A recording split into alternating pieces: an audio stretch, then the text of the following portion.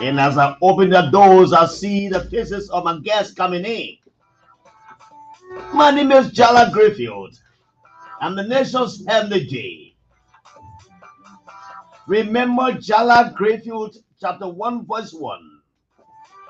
Let's talk and talk and talk, and never shall we talk. Never shall we fight, rather. It is a beautiful Tuesday afternoon, though reading Tuesday,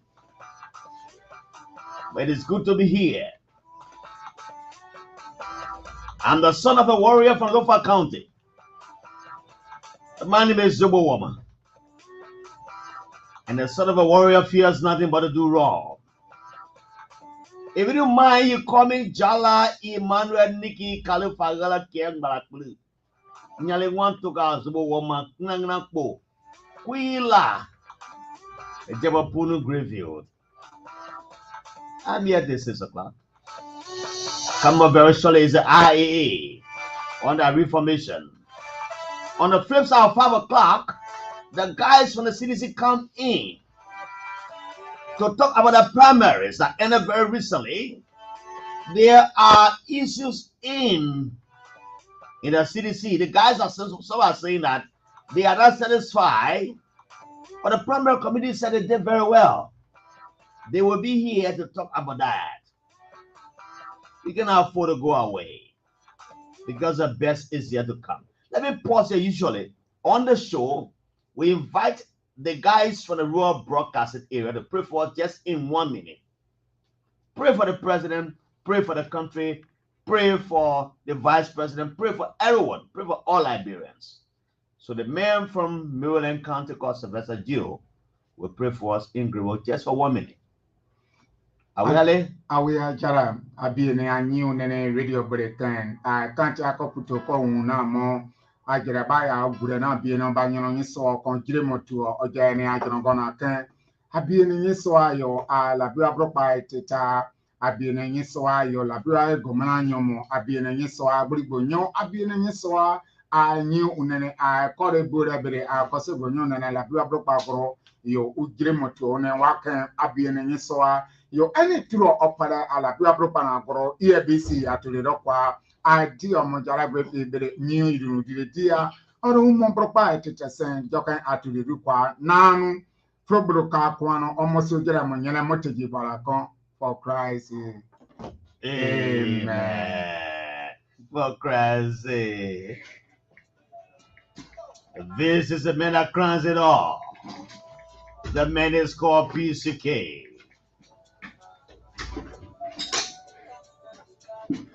We have the full house here right now.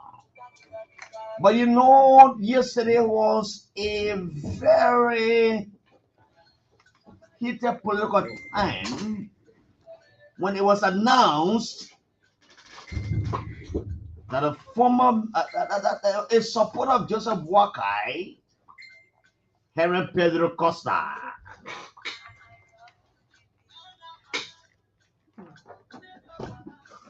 Niga banga, naga banga.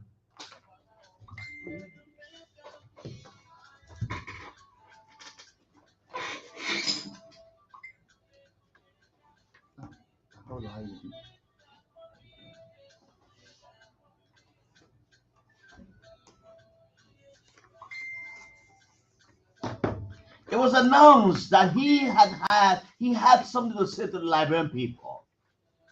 And after he spoke yesterday, the whole Facebook was flooded by comments coming from him against Joseph Nyemah guy. As if a very deceitful person. Supporters of Joseph Nyemah have attacked Colonel Henry Costa on the Facebook pages.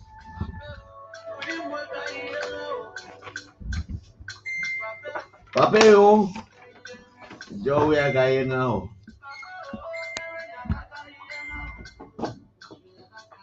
I don't know where the sound is coming from. Let me see what's happening here.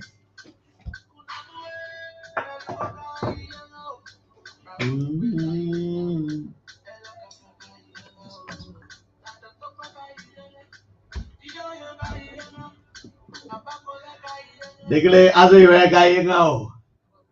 Welcome to the Bumper Show on ERBC Radio 99.9 and other frequencies across Liberia. As a reaction, all the radio stations relaying the program every day. Unfortunately, he said 5 radio stations are relaying the program. And ERBC has 7 radio stations owned and operated by us that relay the program. We'll talk to the IAA. That's the Internal Audit Agency. One of the agencies that is involved in graft. I mean, that's funding graft and waste in the Liberian society. And our student is a former IAA chief at LBS. And my one-time high school friend. My high school brother, Quewan. We were in high school together. He's in the Cali school. And he's in the audit business. Moses Watson Johnson from the communication office of IAAC as well. On the flip side of how we talk politics, you can't go away because sometimes many of you are not interested in these conversations that have to do with reforms. You want to talk politics. Don't go away because politics comes at 5 o'clock.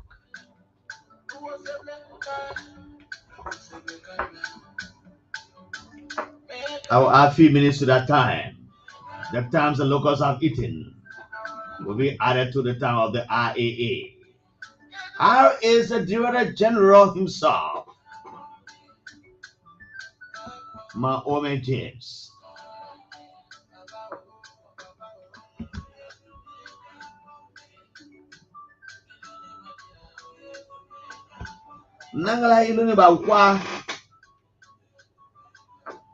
Today is the birthday of Sata Sweetie Jacobs of Liberia. Welcome to the Bumper Show. It is on ELBC Radio, Radio Sanquin in Sanakoli, Nyemah County relays the program. Radio Lawayi in Tapeta, Nyemah County relays it. Radio Diempilo and Radio Makona in Foya District relay the program. And there are several radio stations in Grand Crew County that relay the program, as well as Radio Plebo, Radio Bombing, and several others relay the program. And I hope that my friend and brother Asared will just brought a list of the new guys who are joining us that will add up to the rest of the guys who are here with me today. So welcome to the Bumper Show. Let me welcome some of the guys who join us quickly and say, oh, you are welcome to the show. Edwin Citillo, he's watching me and watching us as well. Joe Mia is watching us from somewhere in Douala Market. Vincent S. Doki Senior watching us from Sanakoli, while Joe Mia is watching us from Costa Fra. He says, hold on, I think you're talking about Costa. Henry, that Lawrence Unaware, he's watching us. He said he's a fellow interpreter watching us. Let me welcome my guys here. I will read some of your comments later when the political time comes. Let me ask my people to introduce themselves. I have no words to introduce them. Their assignments are so heavy to be untied. And I will start with my friend and brother, Quewan Nyemah, who introduce himself and come along the other way. Welcome, Quewan. Welcome, Janet, and welcome, Watson Johnson. Let me hear you guys. Please introduce yourself. Okay, I'm Quewan Nyemah. I'm Director of Audit, and currently I direct the internal audit function at the Ministry of Justice. Okay, my name is Janet Sondo Williams, one of the directors, former LBS, as you rightly stated, and currently assigned at the Liberia Maritime Authority. Okay. Mr. Johnson? Oh, you're quiet then. You have just sat on the other side. But anyway, I will have these two people here. You know, we have sent an invitation to the director himself, but he thought to send these people to have to talk about it. Let's hear you guys. How is the Internal Audit Agency, one of the agencies that is responsible for audit function in the country that fights against graft, waste, and abuse. Janet, how are you? Let me take it from there. Okay, I'm pretty good as I'm sitting.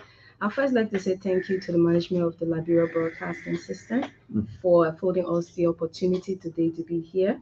And you gotta come a bit closer to the microphone. Yeah, please. Okay, thank you. So we from the RAA, the management team, first like to extend thanks and appreciation to the management of the Liberia Broadcasting System.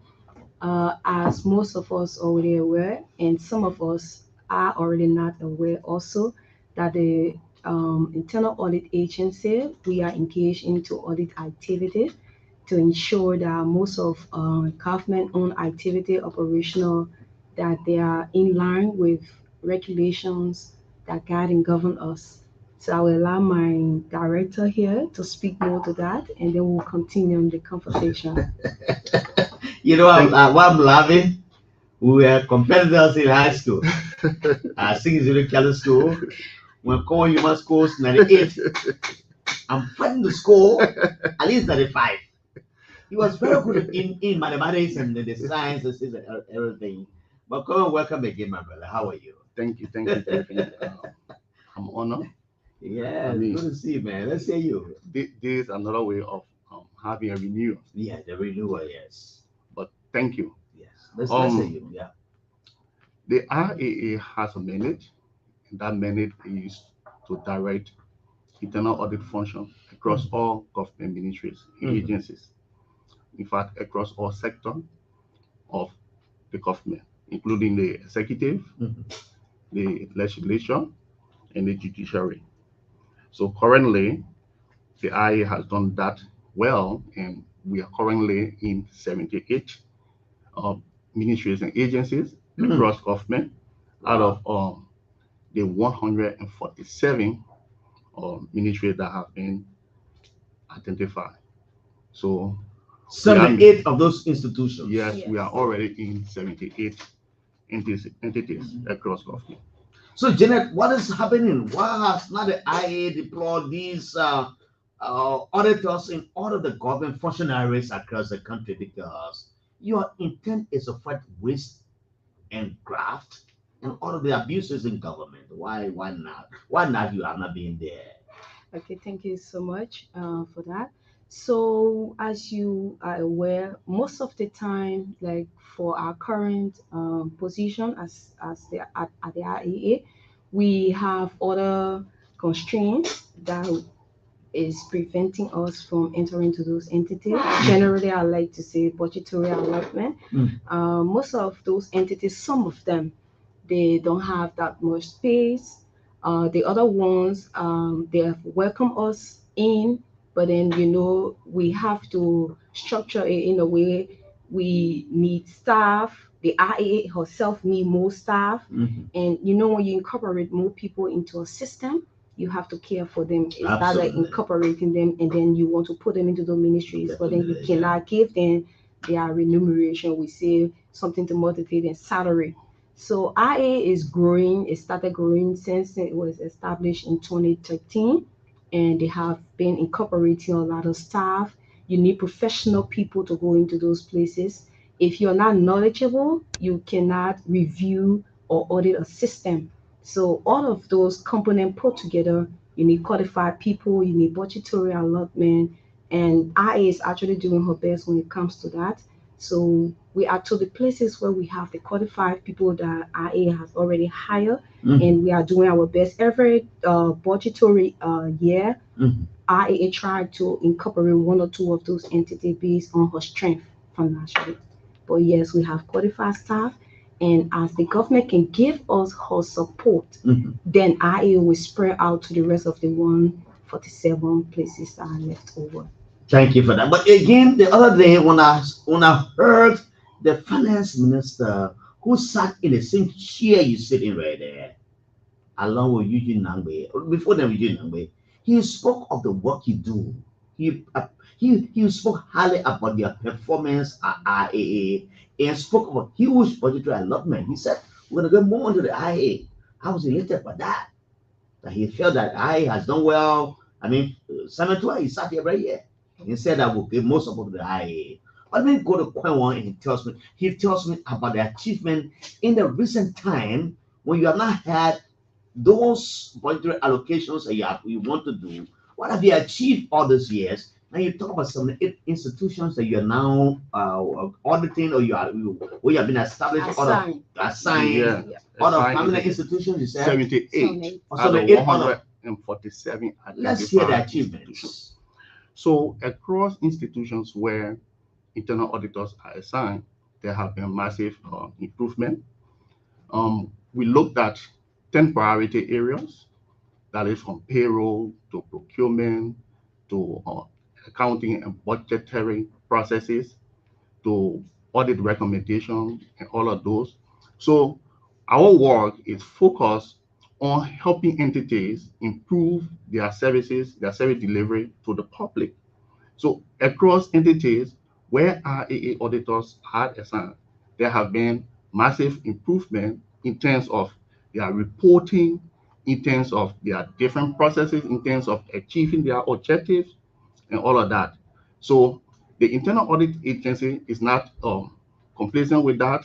We have been working overtime to see how we do more improvement into these or different entities where we are assigned.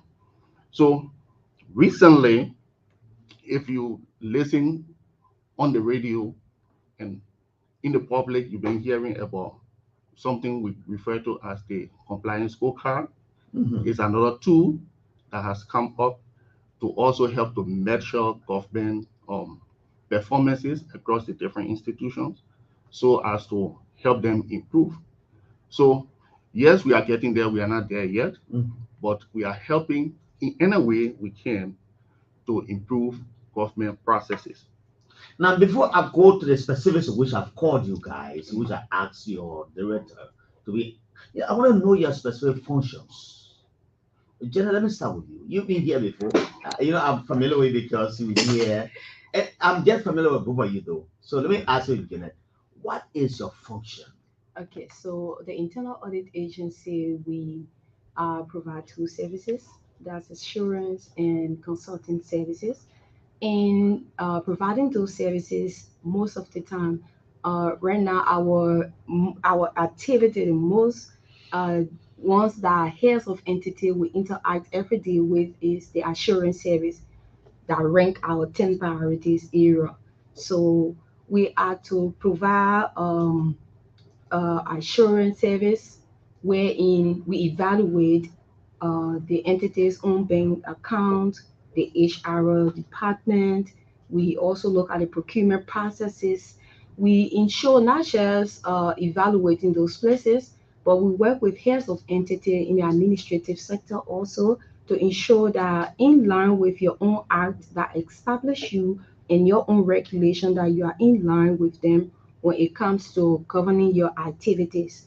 So we are not police officer. Most of the time, people look at internal auditors as police officer. No, we are not there to police our supervisors, because once you are assigned to an entity, you are assigned to the head of that entity. Absolutely. Your function is to ensure that they are in line with their own regulations and policy and in line with government-owned regulation, which is the model regulations that guide and govern all of us. So we are to ensure that all of their expenditure are in line with their budget planning. Their procurement processes are in line with the procurement plan, and just name it with the CSA standing order, that you follow those orders to ensure that staff are hired properly and that they are given their right positions, they are fit for those positions.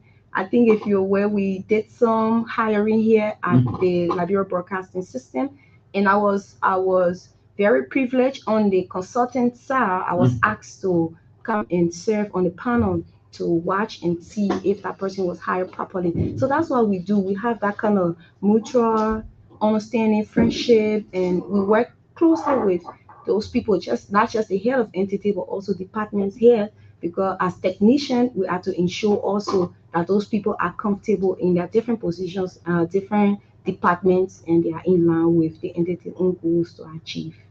Now, so when I asked your director the other day he was here, I was asking about I will go to the other issues, But I was asking Mr. James Nyemah about your involvement in audit in the rest of the country, in the rural parts of Liberia. What do you do? How is the engagement? And Quewan said in the thesis statement, you have some 8 institutions you're now working with, and the rest of them are just vulnerable. How do you get report from these areas, Janet? Say that again. How do you get reports from this area? Because you say you're not police people, right? You're not No, policemen, you're not police no, women. But then you can't, you say you do the work. But you only, out of 100 and some more institutions, you only have some 8 that you are working with. How do you, what will these institutions know that waste and abuses are not entertained in those institutions that you are not with? How do you monitor them? Okay, so I will start and then I will let my director to continue. So you want to know how it's because of one thing that is mutual among all of us. Our tools we use is the law. Okay, the law. Yes. So for every sector that we find ourselves in, they have a unique law that govern them. So the way we gather reports, every entity by the PFM law, when it comes to financial spending, they have regulation on how to report. For example, one of our priority areas is spend reconciliation, right? Mm-hmm. So all of in our finance department, when we enter into those entities, the controller is to ensure that all of the spending that goes on, they prepare their financial statements. They ensure that the bank bring in their own reconciliation statement. They do their reconciliation statement together, and they send that report to internal audit. Most of the major reports that happen in those entities, as you know, internal audit is one of the advisory arm of the entity. They send those reports to us. We review them to ensure that they are in line with whatever they do. That's how we gather those reports, because it is part of the regulation. You have to send in your reports. Now, when you do those reports to us, we analyze the report, we consolidate it, and then it's been sent forward. But I will allow my yes, and I have a question for you. Let me elaborate on that. I also have a question for him as well. Okay, so as internal auditor, our role is to help management or improve their processes and their procedures. So currently, I say we are in 78 entities. So those entities are the ones that we are working with. Mm-hmm. What happens to entities that we are not in, as you asked? That's a question I asked. So we got a department called Special Audit. Mm. From town to town, Special Audit make rounds with some of the entities, especially when we got indication that there is something happening that needs to be maybe evaluated. We do special audits until we can have the resources to expand to cover all of the 147 identified entities. That's the only way we can do it, because internal auditors, we are not like, for example, the GSC auditors that go from one entity to another. So we are stationed in each of the entities that are covered. So, for example, if we cover LBS, it means continuously we will have internal auditors assigned here. Okay. So you see, covering 178 entities, it requires a huge consolidation of staff. Mm-hmm. So to cover 147, that's a huge number of staff that is required. Mm-hmm. So it requires huge funding also. So gradually, as funding is made available, mm-hmm. we will cover all of the entities, but for now, we focus on 78, and the rest of them, mm-hmm. from time to time, special audit can make intervention. Now, the last time I heard the Honorable David A. Nyemah speak at the MICA press conference, he spoke of some key programs he put in place. He talked about a platform audit software. He also spoke of a compliance scorecard and all of those. I want you people to take a time and speak on those softwares and all of those programs. Let the people understand how do they work in audit. In when you do your audit, how do they help you to achieve your desired results? I don't know who pick that. Okay, so the Pentana is actually a software that automates the audit process. Okay. Right now, as it is, the internal auditors, we are doing audit manually. Manually. Yes. Manually? Yes. So it means you don't have software for that? No, not yet. No. when you got established? 2013. 2013. Yes. And since then up to 2023, and this is what month is it? July. You've not had that software? No, we don't have. So it means your work has been hindered. Not hindered, but tedious. Tedious. Yes. What? How have you working? How have you been working? That's why management thinks that we actually really need this software. So they have been working to provide this. There's a necessity for that. Yes. Let me hear you. Go ahead. So the software, as I said, it automates the audit process. As it is, we're doing manual audit process. So we have to plan the audit manually. We have to execute the audit manually. We have to do our reports manually. Everything is manual. So with the Petana audit software, it means once it comes into play, we plan the audit on the Petana system, and then we execute the audit, that is gather data and everything on the Petana system.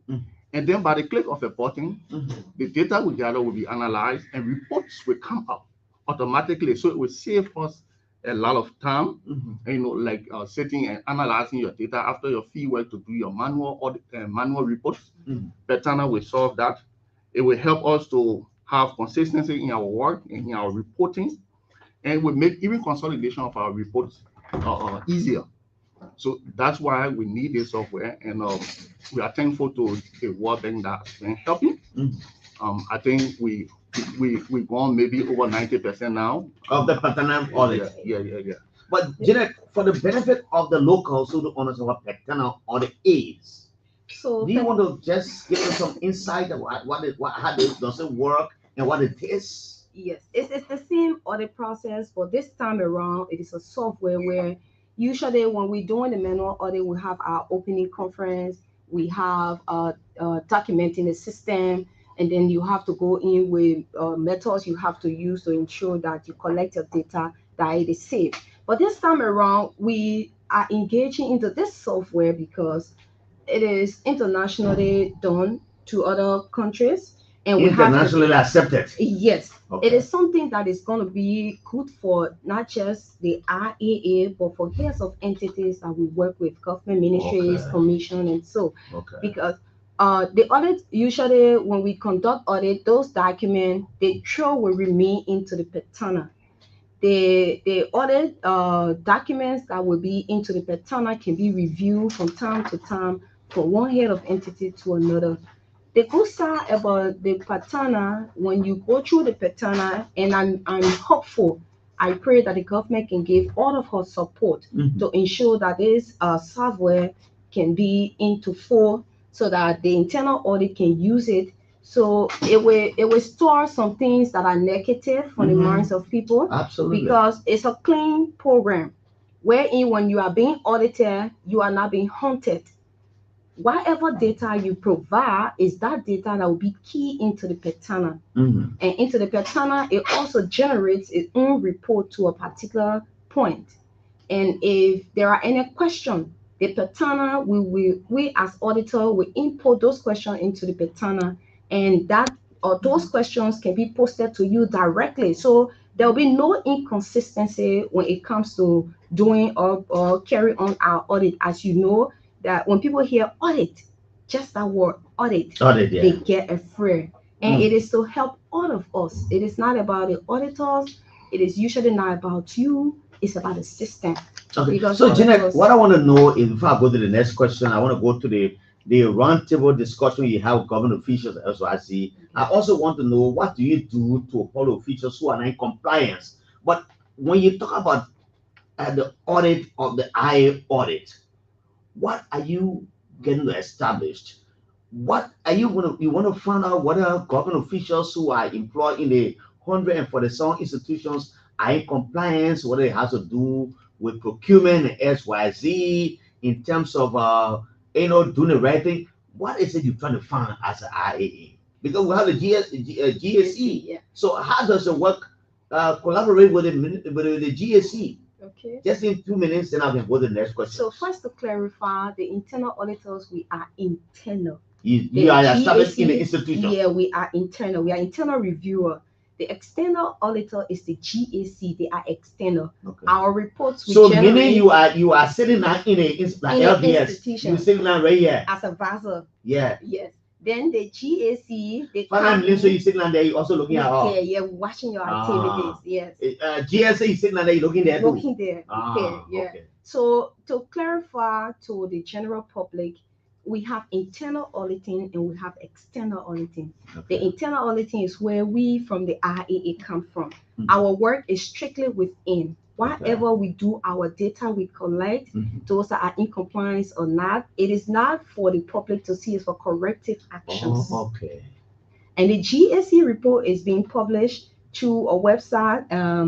Then their report also, all of their activities can be aired. They come to defend their report. For review purposes?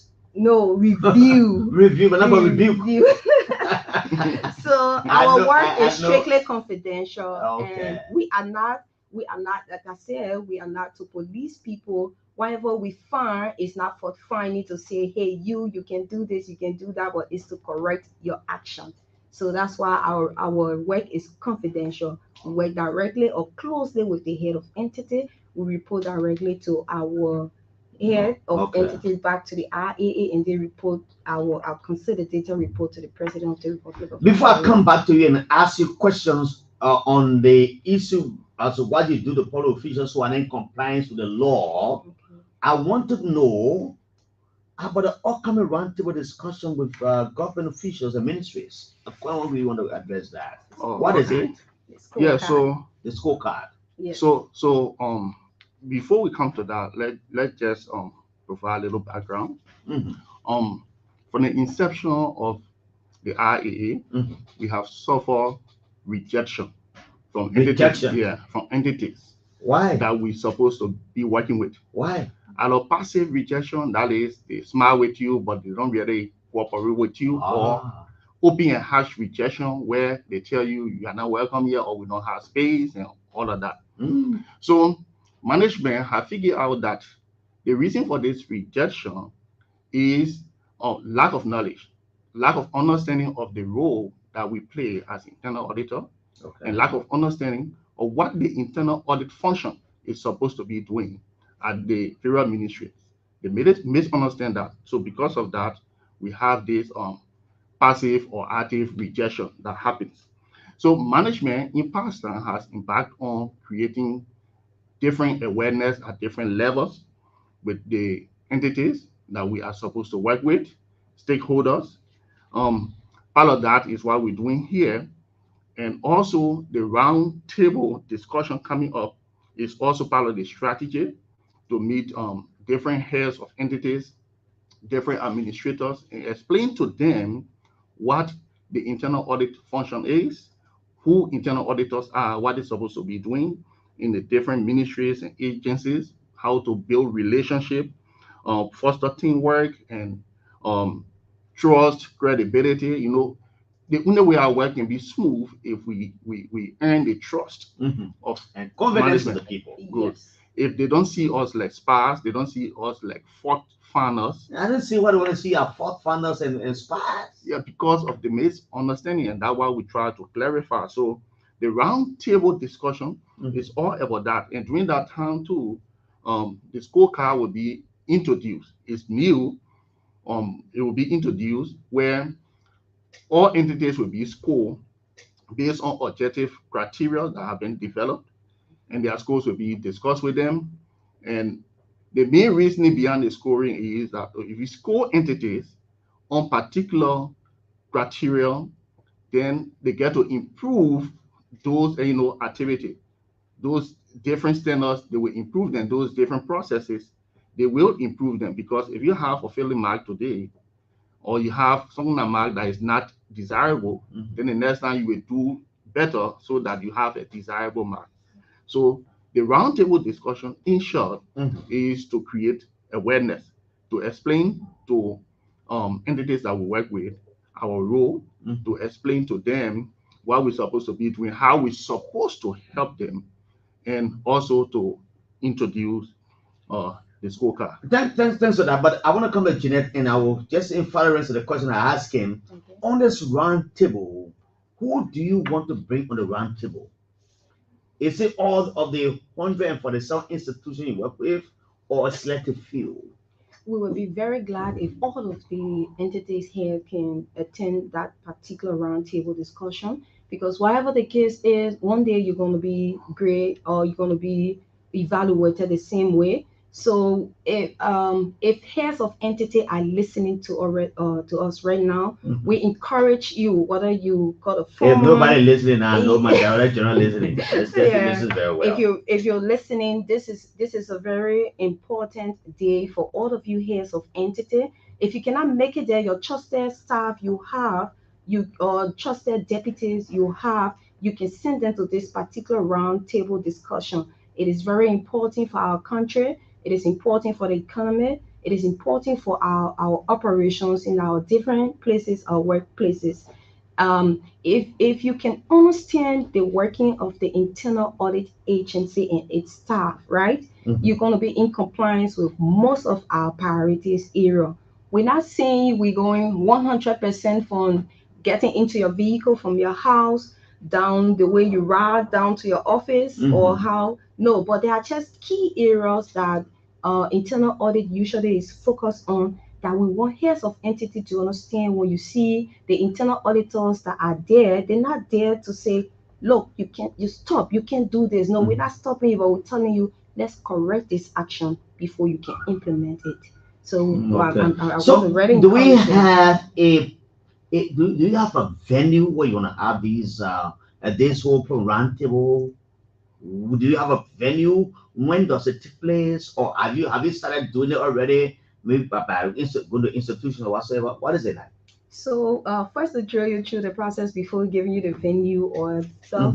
Yes, a template was developed, very unique template. It was developed to work with heads of entity and their deputies and other directors that are sitting there, see as to whether they are in compliance with their own job description.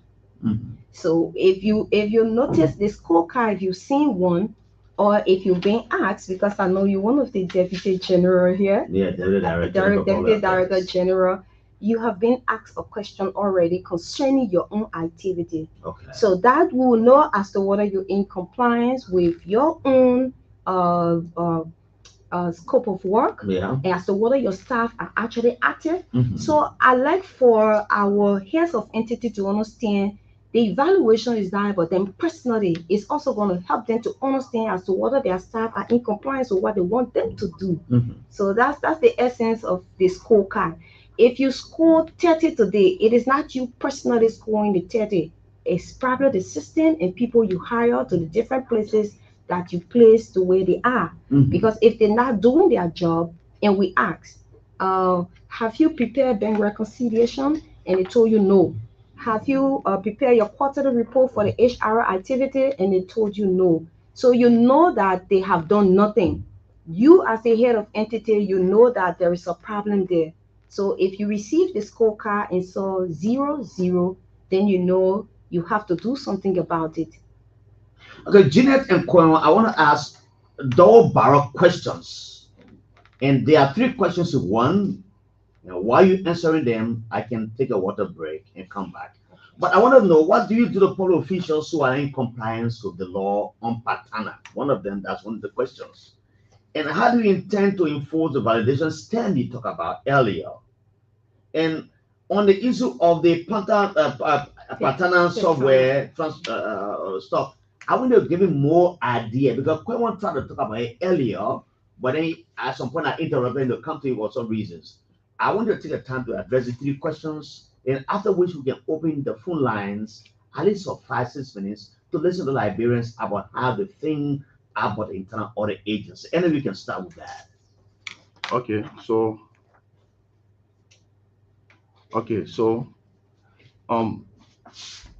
Tina left off something. The venue of the event is the ministerial complex, and the event starts tomorrow, the 12th, and it ends on the after tomorrow, the 13th, Thursday.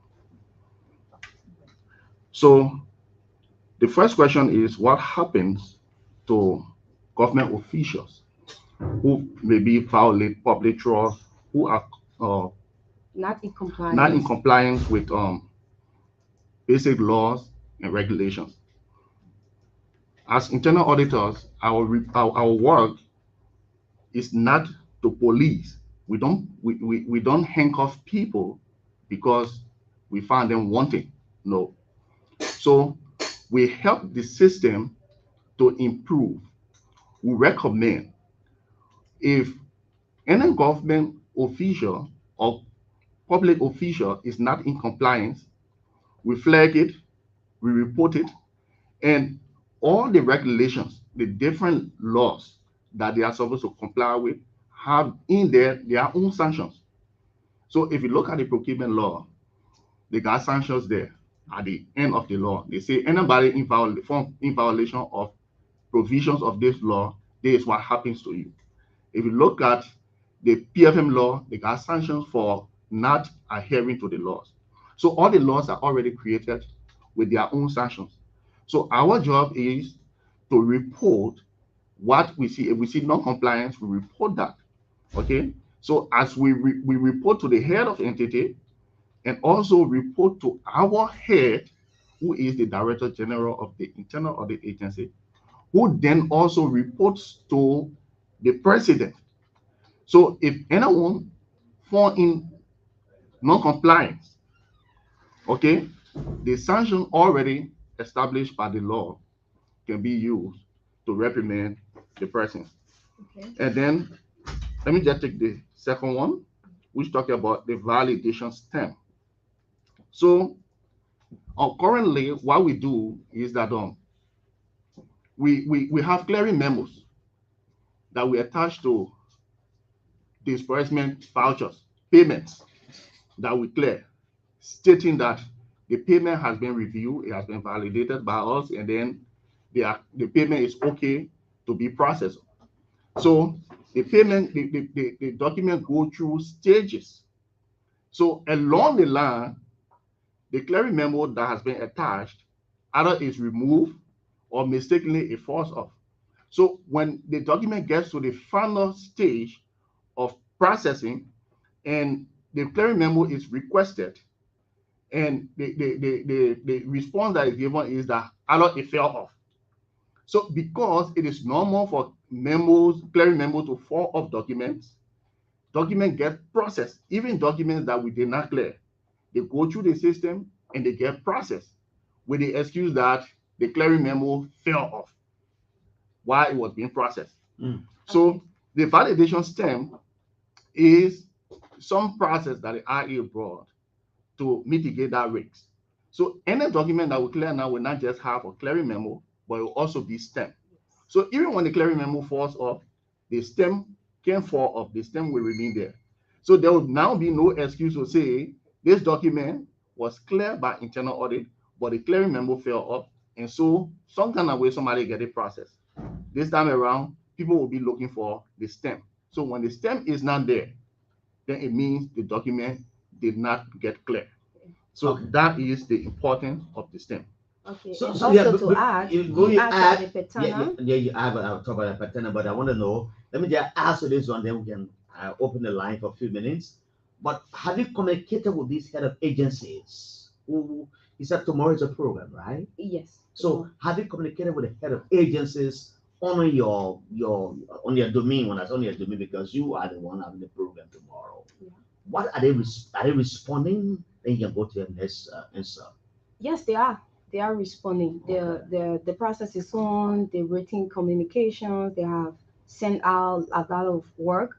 So yes, they are actually responding. Okay. One of the questions you asked concerning the Petana is a new software that IA is working with to launch. So I'd like to clarify that it have not started yet. We have not started importing data into that Petana. Okay. The software is not like very active right now. So we can tell you as to what will happen to those who are not in compliance to that process can start officially when it's launched. The second thing you asked also about what do we do to officials who are not in compliance on our manual work. I'll tell you a couple of things that we do. First, when we enter into an entity, we conduct risk assessment. Based on the risk assessment, we come up with findings. those findings are communicated through the rigs report, and that report will generate a work plan and an audit tracker. Now, my point is to the audit tracker. If they are not in compliance with some of those work based on our evaluation, our tracker usually help us to always be in constant communication with them to ensure that they can update to correct some of those findings that we got that they are not in compliance with.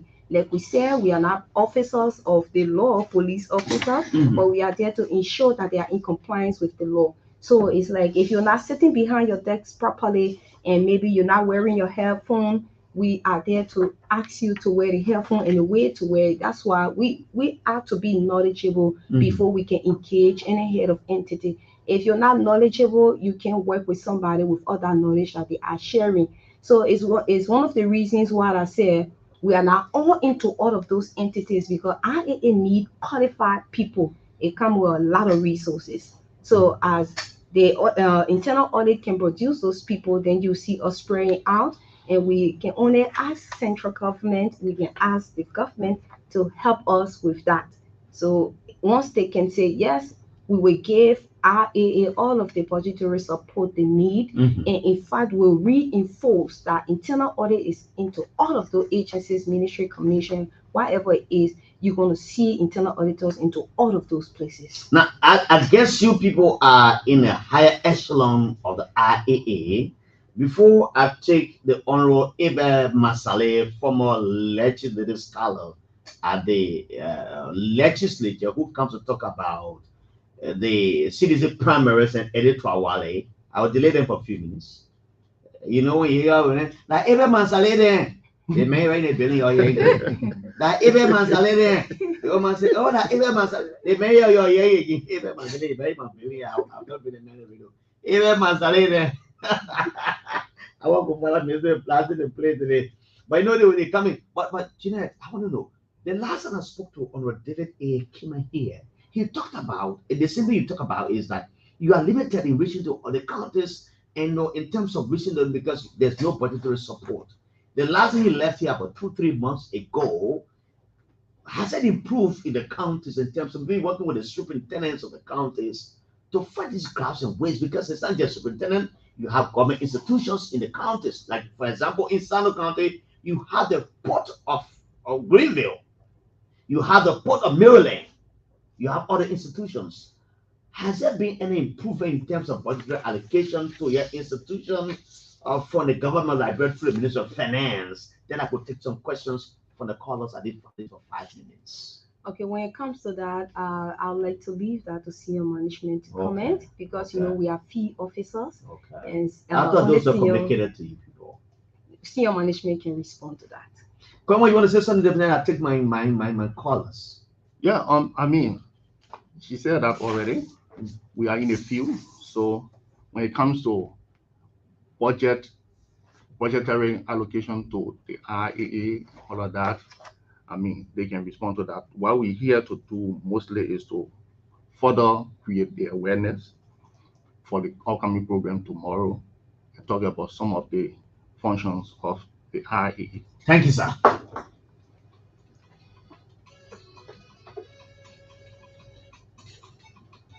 This one is called Bono. I go to Maryland County. I would love I did 10 minutes for you to talk and call me and talk about it. Even Massaley say I'm waiting for Edith Tarawali. They come from the CDC primary committee. Like even Massaley then.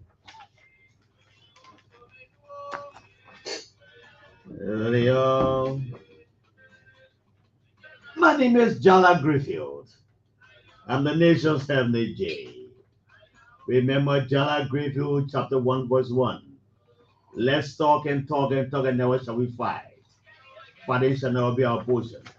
You call me Jabapunu. In place called the lecturer. Jabapunu. 080514096. I don't many of you are interested in politics.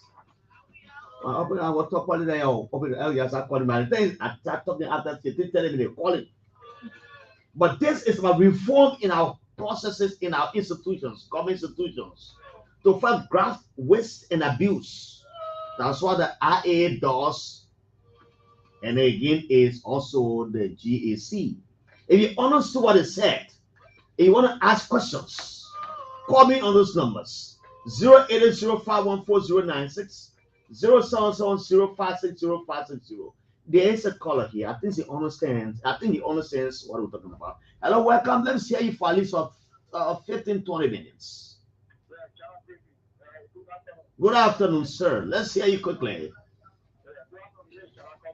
Jallah, please reduce that monitor or call that till I gotta close it more small. Come on, Levasi. Let you, Jallah, let's hear you.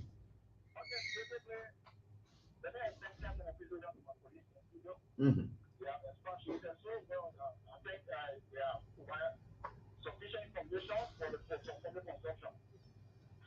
Mm-hmm. Mm-hmm.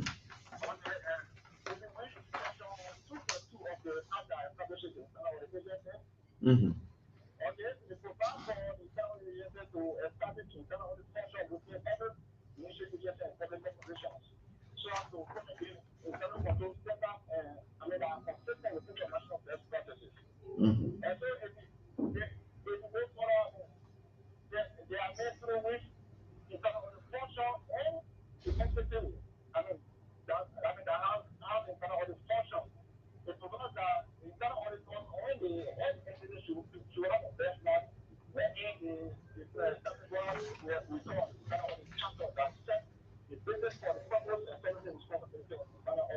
Okay, Jay.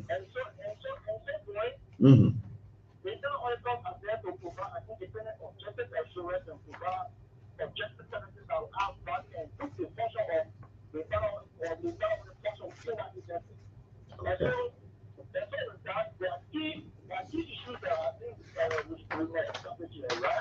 Yeah. So, Jay, before you go to the key issues, right? The last on a church, Jallah, you were working with the GSC, am I correct? So are you saying with the GSC?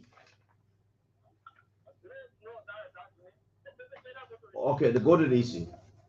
I wanted to know how, if you were with the GSC, how does it work as a GSC? How does it interwoven with the IA to produce maximum results in terms of fighting graft and waste? But go ahead, let's say you. That's what I'm going to ask. That's what I asked you for. That's what I paused you for, rather.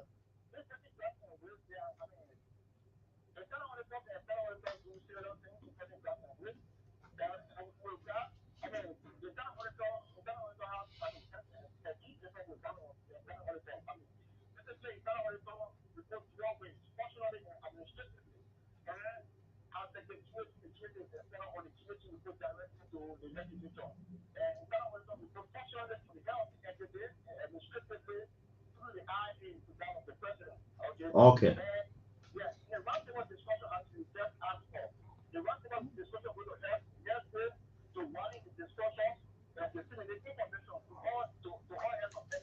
Okay. Yeah, go ahead. You almost ending now.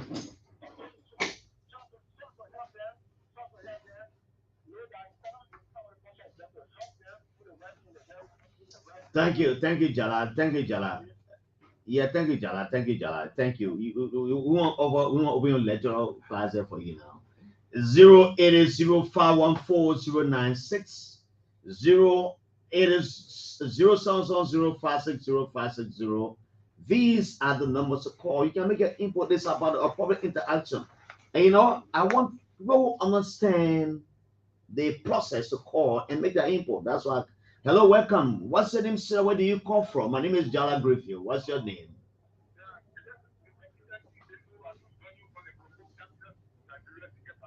Zekepa in Grand, is that Grand Bassa? In Nyemah County, yes. That was the time when Massaley went there for the July 20 celebration. That place was Zekepa. Welcome to Zekepa, my friend.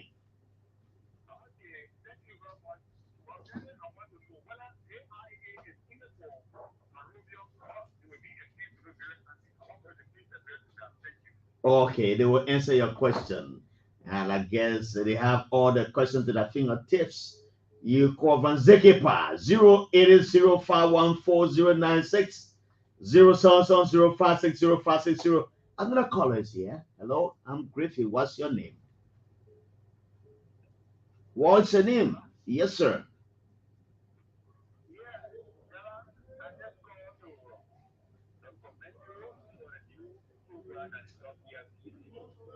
Oh, you mean open conversation that comes on at 8 o'clock with the Giro?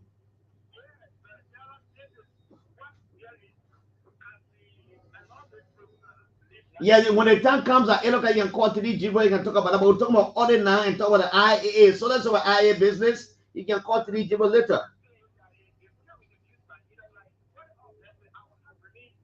No, it will not cut off. This thing is up, it's going up to October this year. Don't worry, you're not cutting off just now. No, it only for 2 hours from 8 to 10. By the time you get 10 o'clock, it finish. We'll over repeat. I beg you, Mama. No, Papa, I beg you, yeah. Oh, what you mean, right? 8 to 8:30? No, what is happening is that our relay station in Banga, we've had some issues, and those issues have been corrected. So they'll be corrected in the next few weeks, and I can show you that you'll be up to 10 o'clock. Oh, yes, I understand your point now. Thank you so much, yeah? Okay. Hello, the next caller, let's hear you. Good evening. Moses Mape, where do you call from? Puebla. Okay, let's say my brother. Let's say quickly.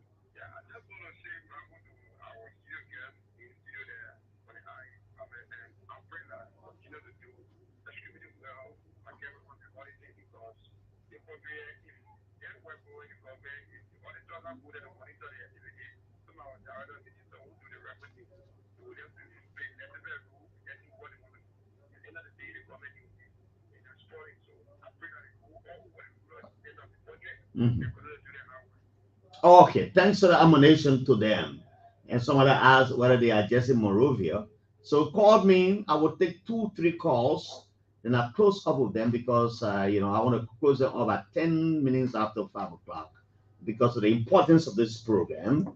So the numbers are 080514096 07705605660. These are the 2 numbers you can call me and be a part of the bumper show here on ELBC Radio. My name is Jallah Grayfield, and I'm the nation's MDJ. Call me again. If you can't call now, I will go back to the guests to close up. I didn't the information is specific. This is the guy calling. Do you want to participate? Do you want to participate, sir?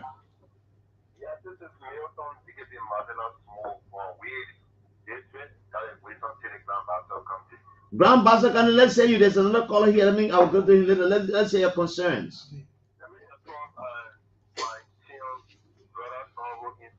The only thing that we expect as they will be get on their job after the auditing, after the report we name those who are not qualified, those who are not on the pay control the course name, those who have the problem that making government not to increase your salary, that they will be put aside and the government will take it over to make sure that people that are working will get the rightful salary according to their credential. Thank you very much.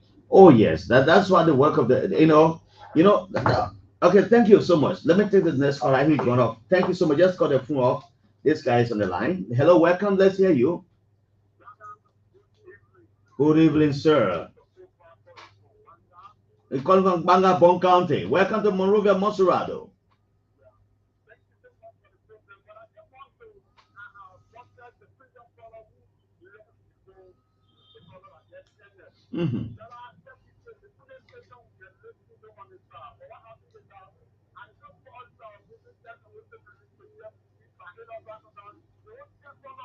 Okay, I said to you earlier, we are working on that. So just keep watching or just keep listening. We're going to improve the system. Sorry for that. All right, let me take the last caller from here. Hello, welcome. Let's hear you quickly. What's your name? My name is Mr. Kiazulu. What do you call from Mr. Kiazulu? I'm calling from Kanga. Where's your Kanga? What Kanga is? Where beyond Singe. Oh, you're on Singe in Bon County or Singe in Rawas area? Okay, let's say from Singe. You gone off? Yes. Go ahead, let's say now. Go ahead, you live. You are live on the radio. My man, Tona, the man gone. Anyway, let me take the last caller for this orange little Lone Star line. Hello, welcome. Yes. How are you? This is Josiah. Okay, Josiah. Yes, speaking from Black. Josiah, let's say you have 15 seconds. Our guest need to go.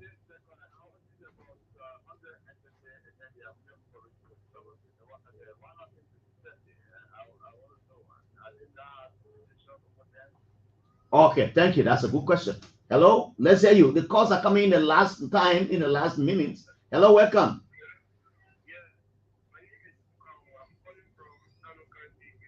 Greenville, let's hear you from Greenville.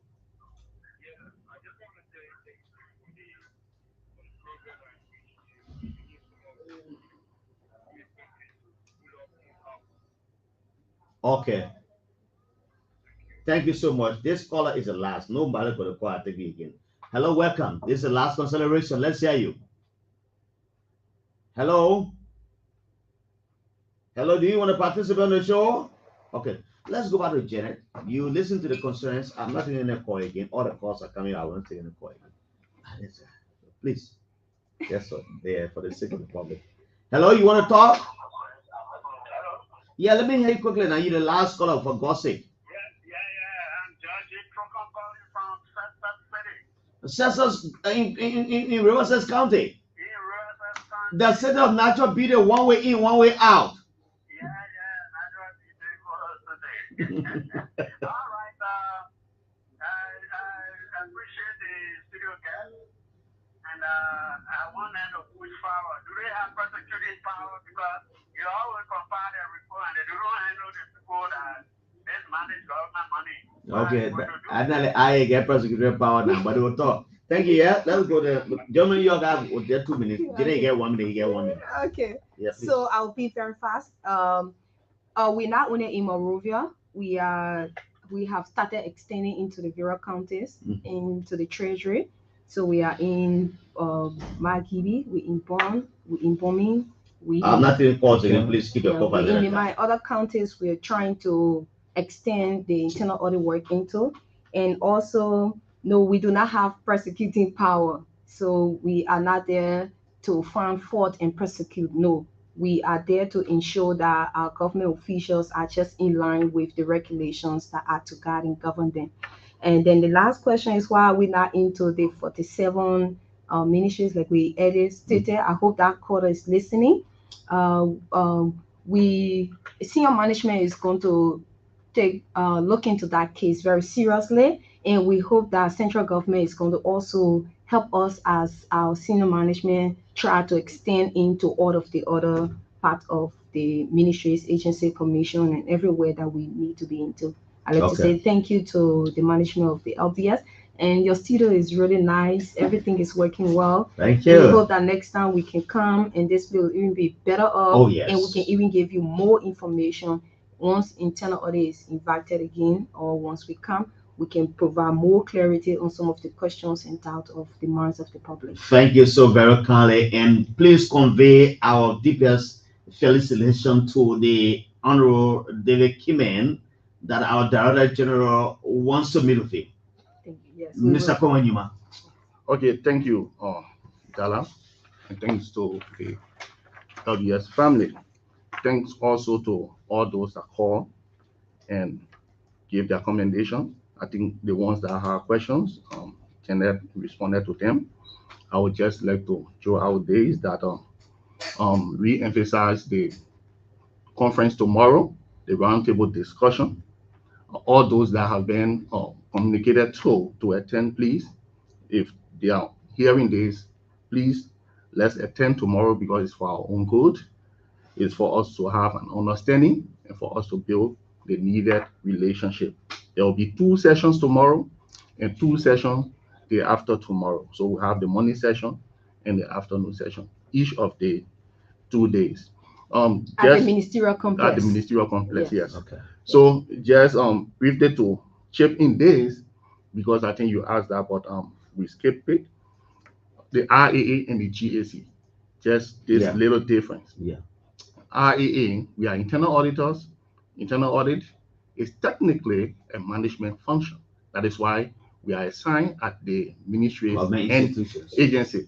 So you have the department of finance, the HR department, procurement department. You also have the internal audit department. So we are integral part of the entity. Okay. And we play two roles. So GSE, they only do assurance. That is, they come, they evaluate, and they make recommendations. Okay. But for us, we do that also, and we also advise. We help you correct the measures. Yeah, to correct. Yeah. So thank you. You don't have this, we can help you, and get around it. Thank you, Mr. So Quewan. that's the major difference. You just, for the sake of the public, just call your names and your positions. Janet? My name is Janet Sondo, head of entity. Currently, I'm at the Liberia Maritime Authority as head of the department function there. Previously at LBS. Previously at LBS and one or two other ministries. Yeah, so again, I'm Quewan Nyemah. I'm Director of Audit. Currently, I'm serving as the Director of the Internal Audit Function at the Ministry of Justice. Thank you, sir. Welcome. We're going to Grand Cayman County now, where Abel Massaley comes from. This one is called the Jallah and Vison.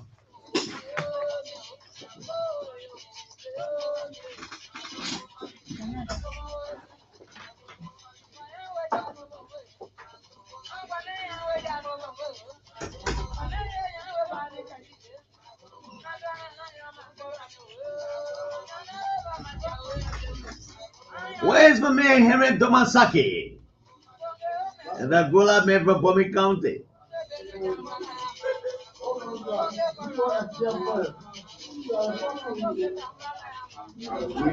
As I speak, Abel Massaley is walking with this Jallah visor. They know there's a suspect will talk.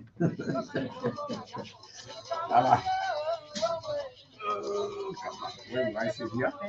Okay.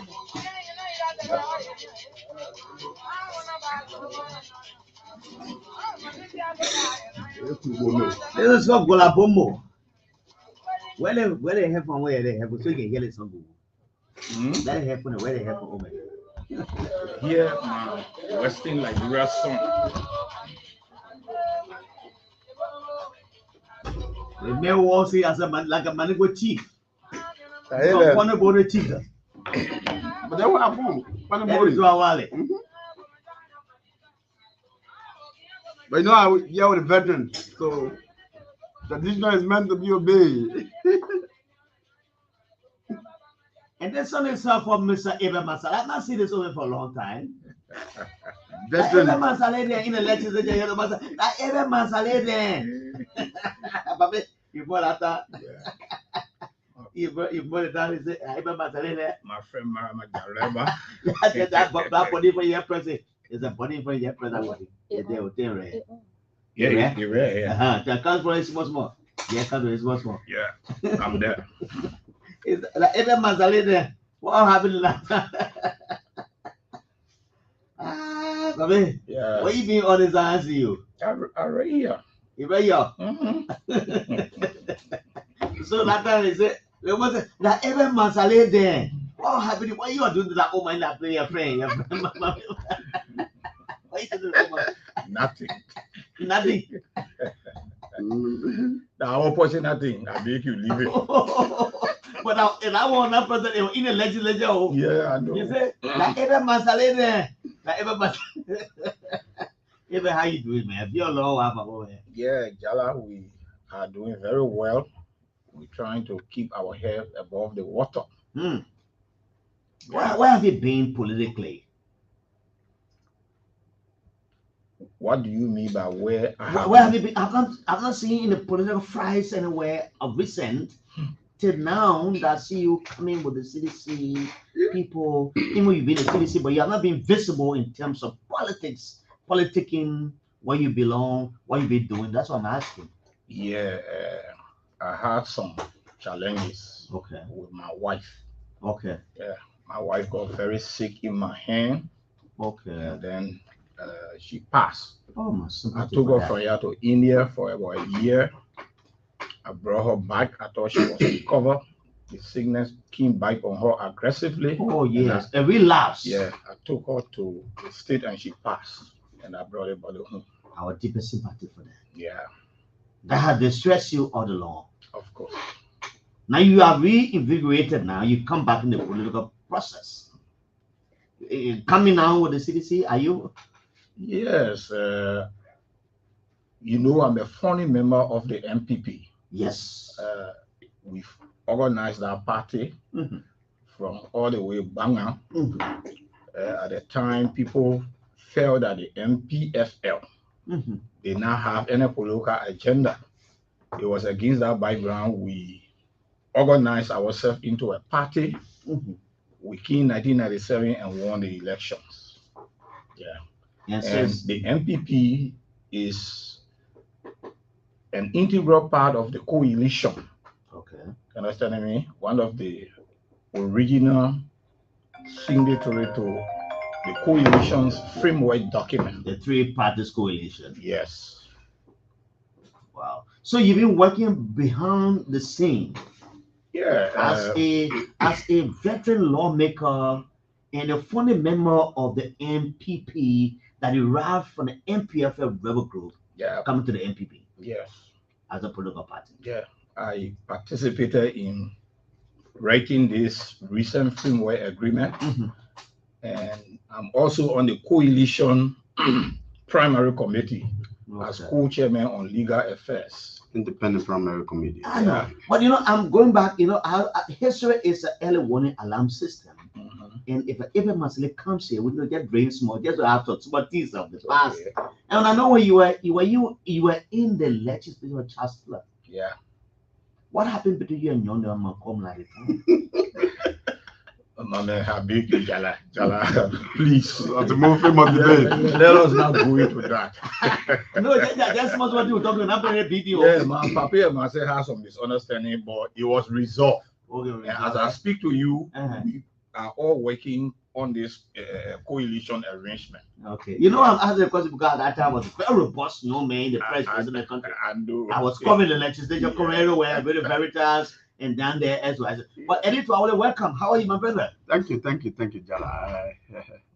I'm pleased. I like to say I'm grateful to be in studio with my bigger brother, veteran senator and intellectual legal practitioner, Abel Massaley, to discuss a very critical issues relative to the Coalition for Democratic Change. As you may be aware that veteran Abel Massaley is he was appointed as the co-chair for legal on the primary committee. Okay. A very astute person, very vigorous. He was actively involved into the process. And like you said that where was the veteran in the short period of time? And Frank Fanon, in the history of Frank Fanon, he said, out of obscurity to reality of victory. Every generation have the mission relative to victory. And so when Abel Massaley was incommunicado, political communicado, they were men at the barricade. Now Abel Massaley have resumed his political tentacles. He prepared to engage in the debate. Okay. And now we are all prepared to engage in the debate. Thank you for that for coming. Let me go to Abel. Abel, you are appointed to the primary committee. Tell us what was your function and what have you established? I hear a lot of noise around some of your political people who are incumbent lawmakers, some who were just in the primary for the first time complaining that they were far played in the process. Let me hear your role first before I ask you some critical questions. First of all, we divided when Mr. Koji was appointed as head of the independent primary committee, and we were seconded from our party to him to work along with him.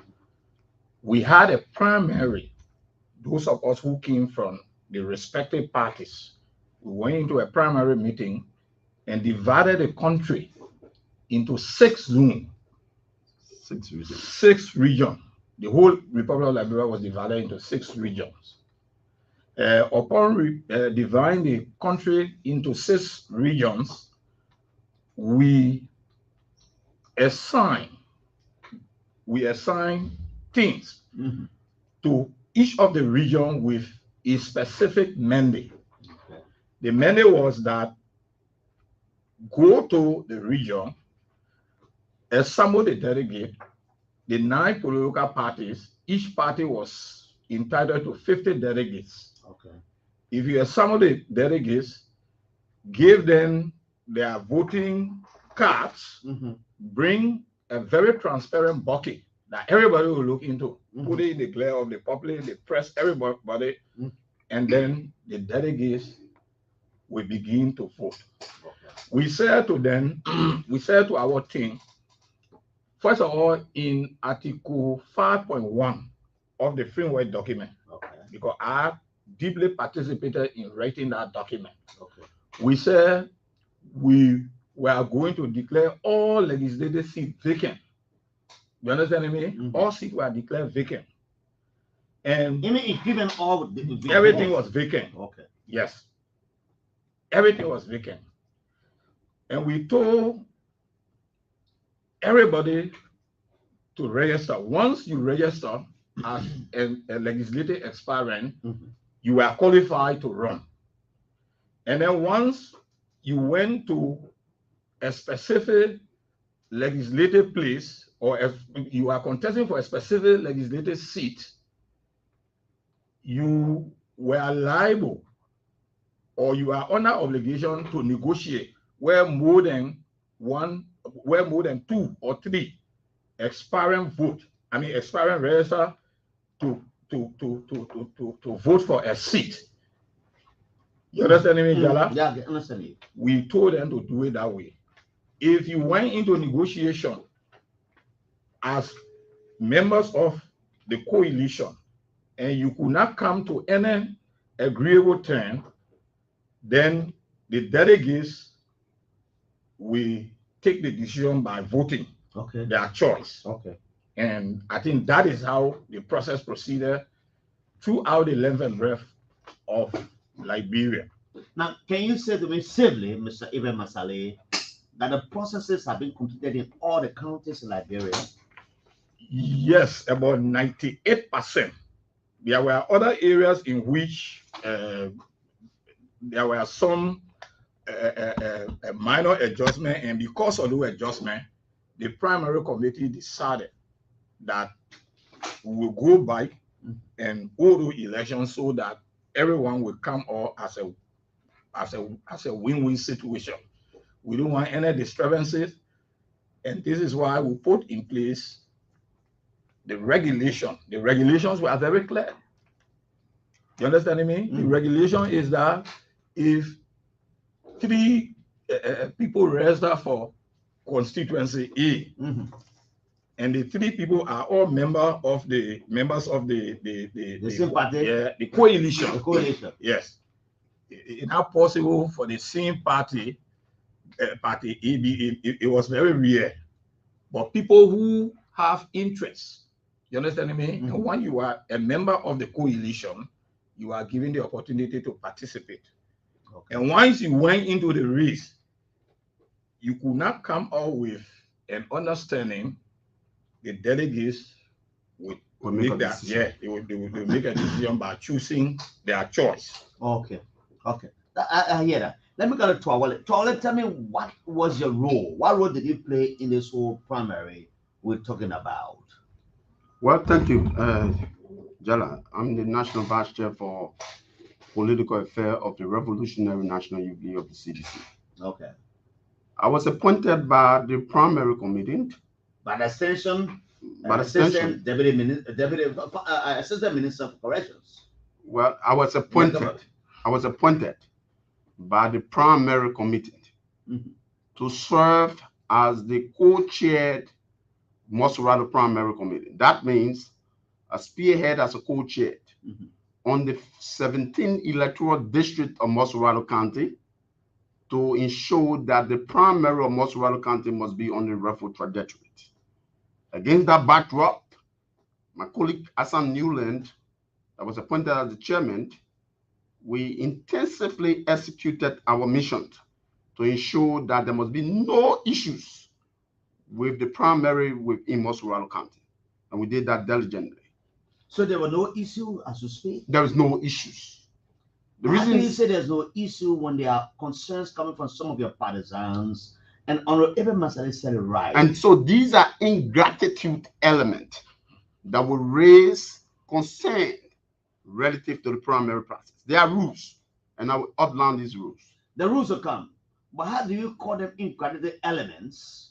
The lack of Jimmy Smith, who comes on District number 2, who alluded to the fact that you did not invite him, you only sent text message overnight, and he had got some votes in the primary when his vote did not participate in the primary. And that's why now you declare someone else as a winner of the primary. I'm just saying it because you said they are ingratitude to people. And that's why I said their actions, their statement demonstrate ingratitudeness to the process. And so the process goes like this. In the structuring of the primary committee, we have 9 constituent political parties that participated in the process. Each political party have the right to have their representation, at least 50% for each of the political parties. That is, you have 10% from the zonal structure, 10% from the Women's League, 10% from the Youth League, and 20% from the mainstream of each of the political parties. If you calculate that comes out to 50%. If you calculate 50 times 9 constituents active political party of the coalition, it's 450 delegates. These are the people that partake and are decision makers of the process. Now, all contending parties has the right to engage the 9 constituents political party to make a case. In the interest of Jimmy Smith, it was incumbent onto Mr. Jimmy Smith to make the argument with the 9 constituent political parties. On the contrary, Mr. Jimmy Smith did not do that. And that's why we don't want to make it a subtopic. We want to basically articulate the progress of the primary. Yeah, please. That's what I want to go to. Very good. But when you refer to them, so that's why we said demonstrate ingratitude. No, that's the reason I asked, because if you start your conversation with telling people who participated in your process as people of ingratitude, then I must invite them to the checkpoint and ask you the reason. Because if Mr. Jimmy Smith, we argued that he did not partake, it's ingratitudeness. And so the process was open. No, I will come there because Jimmy Smith, we have Master T. Kokwe of District 9. District number 9. He was called. Every actors of the primary was called, was informed about the process. But here's the procedure. And so before you proceed into the process, the primary steering committee will communicate to you officially. And so at which time you have gone through the rank and file of the qualification to partake in the process. Before you receive a call, you must be communicated to by the primary steering committee president. And so the primary steering committee communicated to all candidates. That is, you must be present, you must be informed about the regimen of the process. So Mr. Jimmy Smith, Mr. Martin Kokwe, or whoever was fully communicated to. Okay. Let me come to Mr. Smith. I follow the case of Mr. Smith closely. There were those who felt that because they pledged their support for the second term bill of President Weah, so they were somehow immune from going through the primary process. But the framework document was very clear. The framework document says all seats will be declared vacant.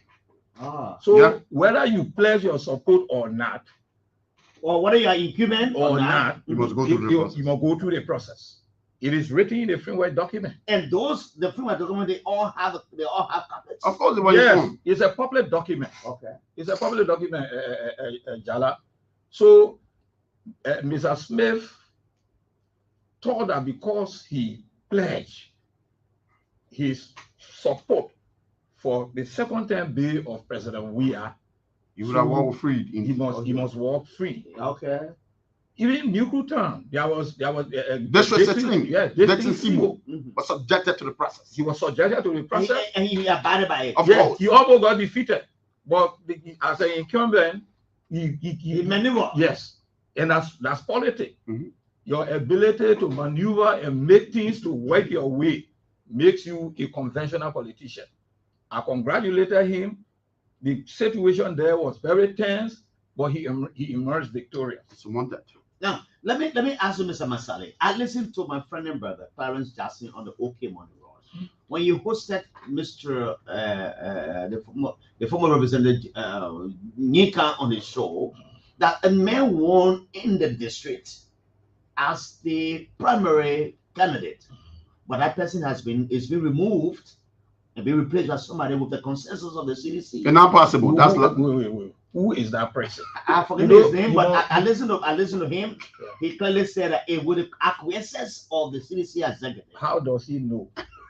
the CDC, let me tell you, no CDC executive have any control over this primary arrangement. With people like us sitting there, it will not happen. It could not happen. The rules were clearly written. It will not happen as you speak. I'm telling you, Jallah, you have followed my track record. I know that. From the capital building, we went on that committee, we wrote the rules. The rules were very clear. Those that went out to oversee the primary, they went in accordance with the rules given them. So if anyone came out to say, oh, they haven't with the president acquiescence, this is other thing, that is not true. First, Jallah, you have to realize that before a person be qualified to partake in the primary process of the Coalition for Democratic Change, you must have partly followed the regiment of the National Election Commission proceeding. That means you must understand what are the qualifications to partake into the national election process before coming to the Coalition for Democratic Change to partake in the process. So to listen to a rumor mongering, a mere gossip, and so the primary committee will not dignify that. The process was clear, absolutely transparent, and in fact, the ballot boxes were placed out. The people themselves stood up, voted for the candidate, wasted the ballot, each from the delegates, and will counter the ballot. Each from them. Most of them felt that when you pledge your support to the president, we are most especially the representative and senatorial candidates. They mean you immune. We told them, no, you must contest. The delegate of the non-constituent party will make decision. And that decision was absolutely clear. Today, as I speak to you, whatever result that comes from the primary committee is an absolute majority of the decisions of the people of the non-constituent political parties. So the lives of Akaras Gray, the lives of Frank Foucault, they also they were subjected. Yeah, they were the delegates at Sambo. They were subjected. They were subjected to the process. You as a candidate, whether incumbent or not, your ability to talk to the delegates, to make the delegates see things the way you see it, that is a leverage for you. And every politician must endeavor to have such a leverage. So most of the incumbent, they negotiated with the delegates, they confer, and then some of them went unopposed. But that was not as a result. That was not as a result of the primary committee or the primary committee or President Weah or anyone for that matter. Anyone tells you that, tell them, say that Massaley, you are lying. Now, one of the concerns of those who were defeated, like the Jimmy Smith and the Massaley and the others, are saying that Jefferson Koji left instruction while traveling by. He had lists of individuals who he thought that these guys are the ones going to clear for the CDC to be on the CDC ticket. The other ones take them off and they'll be on the ticket. How do you respond to those accusations? That Jefferson Koji had a hand in this whole thing while he was away in Israel. That is how they misleading. Yeah, sorry for Koji. People always lying on him. That's the problem. That's the problem of the young man. He has a problem where people always lie on him. Jefferson Koji did not even interfere. Jefferson Koji left the process with distant. Yeah, absolutely. Distant. He said, Senator, you, the Bako, the Paul, we said the like of these guys, Denti, He said, Jeremiah, you take over the process and let the process. He did not interfere in anything upon my righteous God. He did not. Now, let's speak about the rest of the country. You have 15 counties and 73 electoral districts. Mm-hmm. What about the other counties? I listened to that in the process in Sondo, for example. Mm-hmm. Sondo Noah, who is a put manager, mm-hmm. is taken to be on a CDC ticket, mm-hmm. and I'm told he was not subjected to the process. No.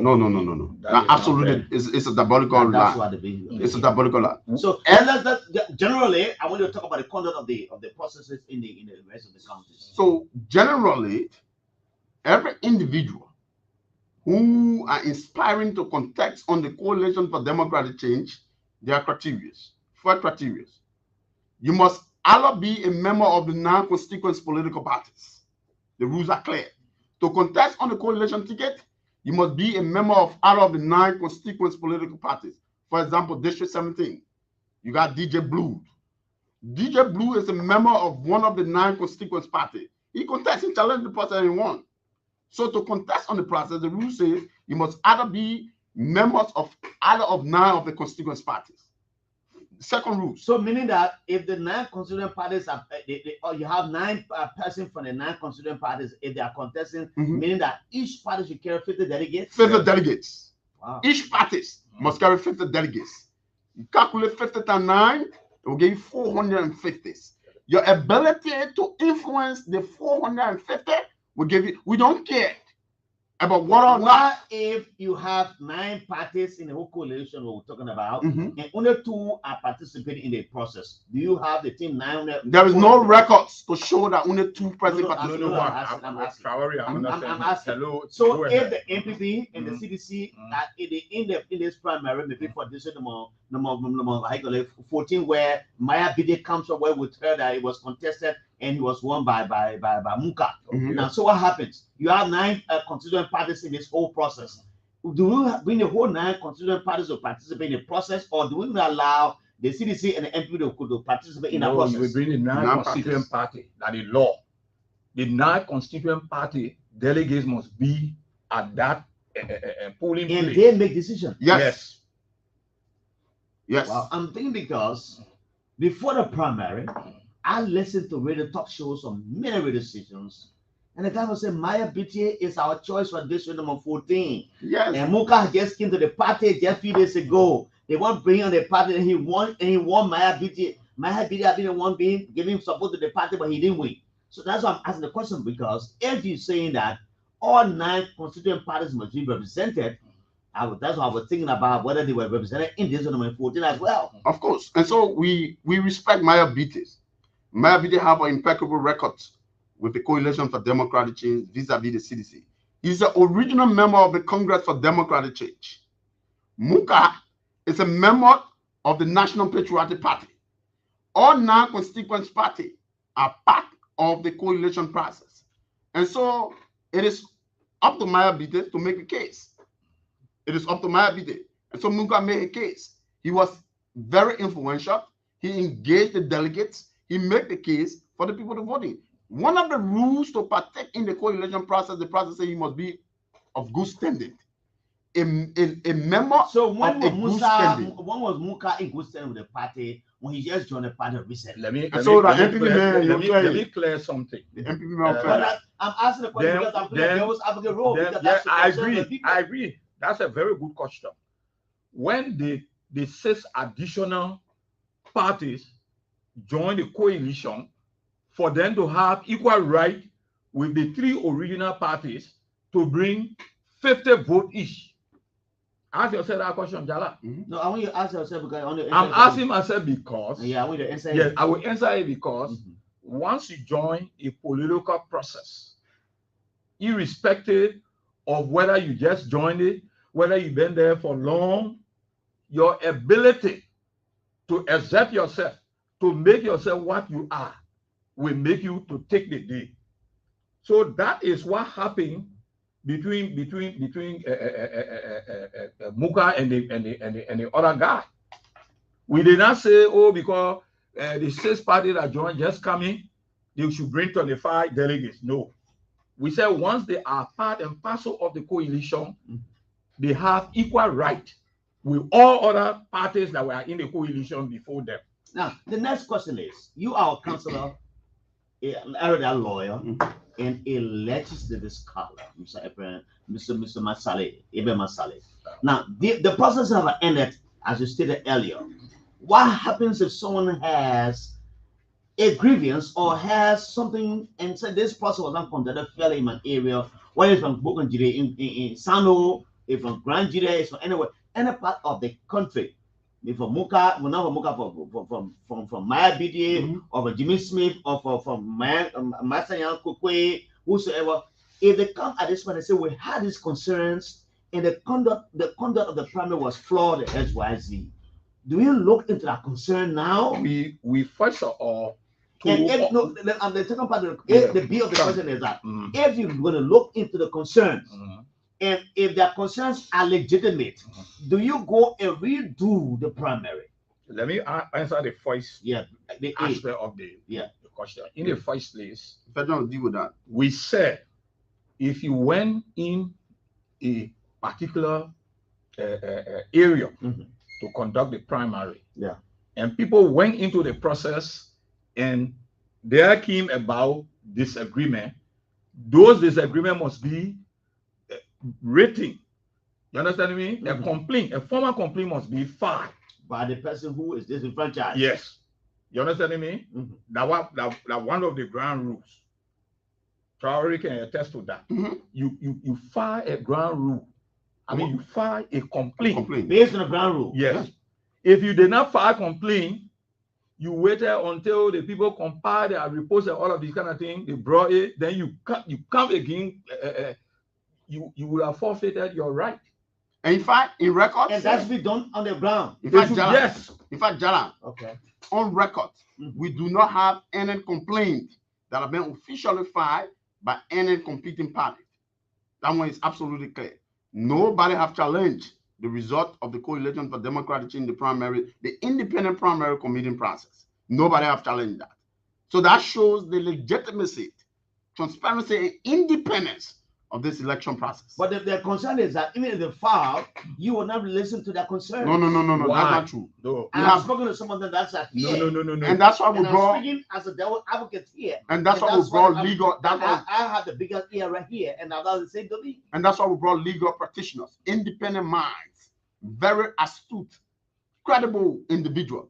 Any of these people ever came to you and said we were cheated, and then we filed this complaint at the place the primary was conducted? Did they come to you? They didn't say this, I see because the process was flawed. Jimmy Smith said he was not there when you did it. Look at that. How was Jimmy Smith, as a sitting representative, registered to contest in a primary process?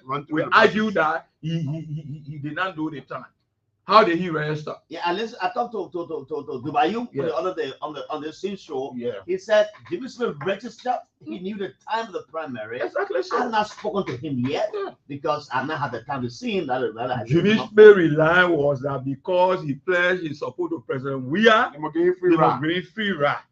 And how was the process being questioned? When you take the ballot box, place the ballot box in front of the delegates, in front of the candidates, the delegate will go and cast the vote, pull it right in that box. After which we dump it right before then, count the ballot in front of the delegates in every parties. The press, your people, in the press, are all there covering these primaries. And so Jimmy Smith does not have any reliance, no argument. But here's the issue, Jallah. There are few active people who we want to celebrate, participated in the process, and the Coalition for Democratic Change will be officially certificating this individual. I'd like to say Honorable Finda G. Lasana, Bomi County. The Coalition for Democratic Change have overwhelmingly decided that she's the candidate on the banner of the Coalition for Democratic Change. How?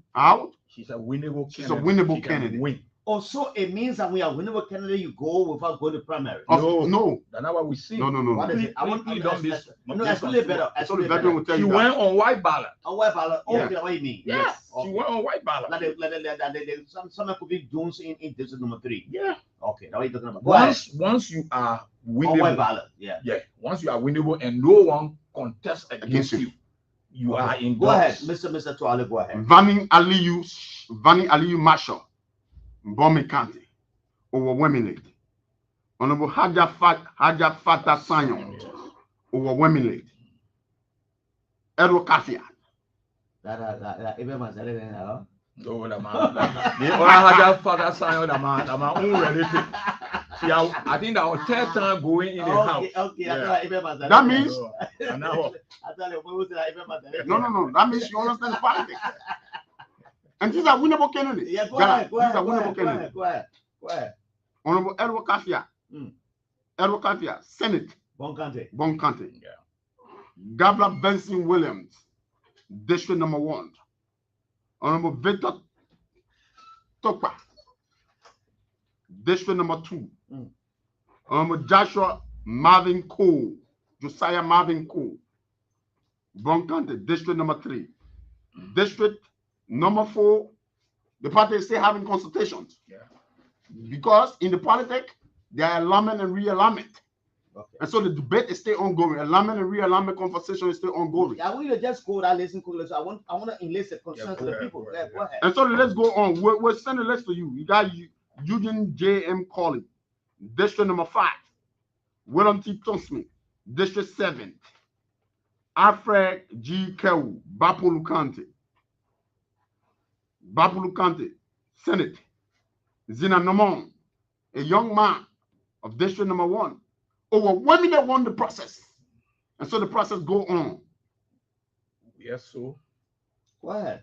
You got Kanye A. Wessel. Yes, sir, yes. Kanye Wessel, Bapulu County, District number 2. Honorable Tom Tower, District 3. Grand Bassa County, Senate Destiny, John J. Backward, Grand Bassa County, a young man with inspiring revolutionary mandate. Okay, so you're giving the listing, right? But I'll follow the listing to you. Please do that. But again, these names you're calling, they are names I saw who they ran, and then there was no one contesting against them. But I want to ask you, the LPDP, for example, was parading people in Monserrado. Like there was Timothy Williams, who is a female contender in this number 12. And then Prince Quewan emerged as a winner. Did she apply for any position? Of course. Did she apply to go in the primary award? Of course. And what happened to her? She was subjected to the process and defeated. She was subjected and defeated? Of course. Yeah, she was defeated. Every party who aspires to be on the banner of the coalition for democratic change was subjected to the process. Thank you. I will pause you, Eddie. Was subjected to the process. Thank you. Let me take 3 calls. From the Prince Quewan won the process. Let me take 3 calls. I'll take 3 calls. Go ahead, Jallah. 0800514. The Honorable Lawrence Governor Brooklyn is here. He comes in at 7 o'clock. 6 o'clock rather. 08005140960. 070560560. 2 numbers to call. You can call me and you have only 10 seconds to make your case. Hello, welcome. Hello. Hello, welcome. Please go ahead.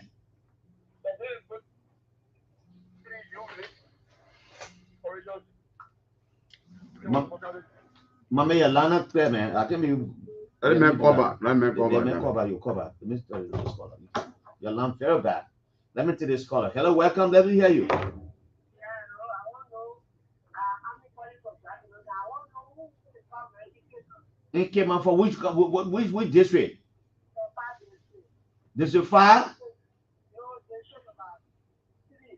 Okay, all right. You get an answer for that quickly? She is Emerson V. Camara. Emerson V. Camara. Yeah. Okay. Thank you. Let me take the next caller here. It's a popular young man. Yeah, let me take the next caller. Hello, welcome. Let's hear you quickly. You have 10 seconds.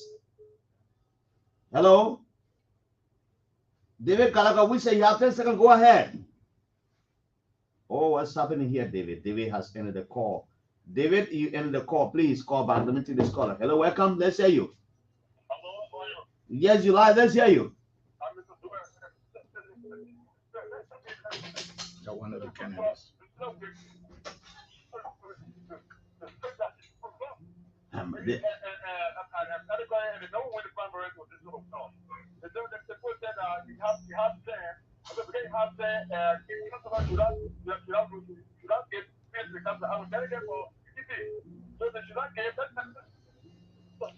Yeah, your line is not. But you got it right. Your line is not clear. But if I may ask, who registered from UPP and they were not given the opportunity to have contested against this position? No one. I think he's calling from District 7. Yeah. Okay. And he was one of the contenders. Hello, welcome. You live. Let's hear you. 10 seconds. Yes, go ahead. You have 10 seconds.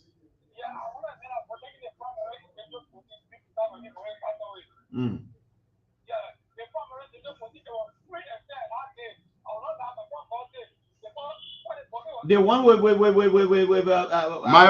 BTA and Muka Kamara. Okay, thank you. It was free and fair. Thank you. No, thank you. You made your point. The Balabao place before them, Jallah. Right before them. I didn't go further than that. Hello, welcome. Let's hear you.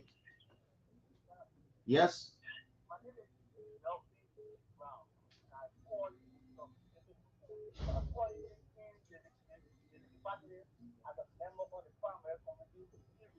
Yeah, but yeah, go ahead now. Give me your point. Let me hear you. No, he was deployed in Region 5 in Grayfield, Sondo. Yes, that was a young man. Then I'll give you 20 seconds. Yeah, you play a very perfect on the role in the process. Give me a chance.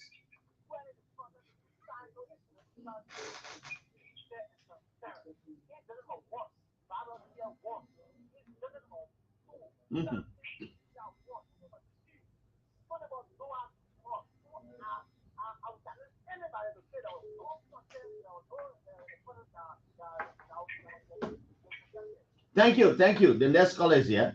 Hello, welcome. Let's say you 15. Emmanuel took my guess you are. Thank you, Emmanuel. Go ahead, I'll call your name. Just go ahead, my friend. You're gonna call your name again. Thank you, anyway, I joined the conversation from two committee and let me say good evening to your citizens. I'm glad that I started to call in to make my point on the city primary that was headed in those committees. Emmanuel, we was not put time. You already hear the whole calling, but you say one because we reading those in there. No, just go and tell me what you want to say. Hello, welcome. Let me hear you. Yes, let me hear you. Go ahead, quiet, man. Just go ahead, quiet. I'm gonna say good evening. The post listen to you.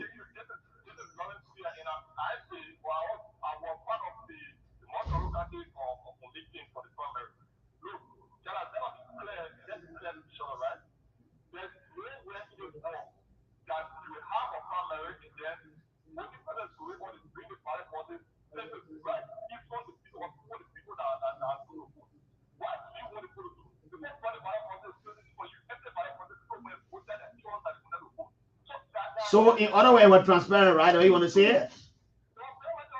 Thank you. That's what I want to hear. That's what I want to hear. You know, you have other issues.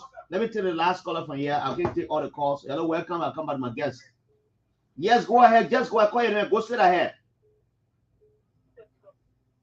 Hello? Your name is what?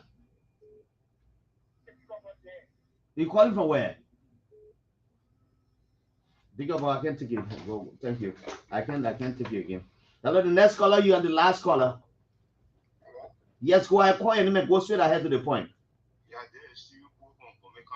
Yes. What about Bombay County? Yeah, I'm from district number 1 second. I go over the people say they have primary for Fina. There was no primary here for Fina. We have two candidates, one candidate from Aggression, one of the coalition ticket free. And from the senatorial. What about Reverend Field? You said no primary were held there? No primary were held here.